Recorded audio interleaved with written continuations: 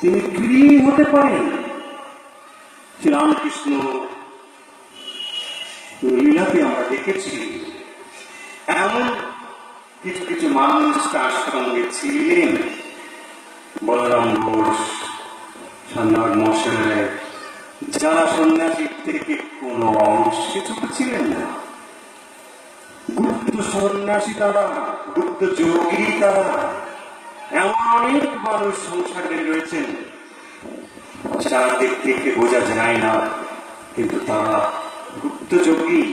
কেবল বাইরের কাপড়টা হয়তো গিরির মতো, সন্ন্যাসীর মতো নয়। যার মন প্রাণ আত্মা ঈশ্বরিকতা হয়েছেন তিনি সাধু, যার জীবনের মূল সুর ভগবান। তিনি অনেক কিছুই করছেন, জীবনের সমস্ত কর্তব্য দায়িত্ব হয়তো পালন করছেন, কিন্তু তার সমস্ত প্রেরণা, সমস্ত কিছু ঈশ্বরকে ধরে তিনি তার দিকে সমস্ত কিছু প্রেরণা করছেন। এই যে মানুষটির জীবনের সুর যার ঈশ্বরের দিকে, তিনি হচ্ছেন সাধু। তার কাছে গেলে কি হয়?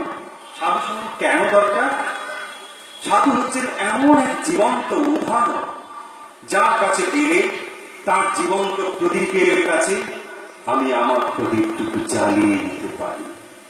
হতে পারে তিনি ক্ষুদ্র, হতে পারে তিনি বৃহৎ কিছু নন, কিন্তু তবুও যে প্রদীপটি জ্বলছে, সেই প্রদীপের কাছে গেলে যত ক্ষুদ্রই হোক না কেন আপনার জীবন জ্বলে উঠতে বাধ্য। জীবন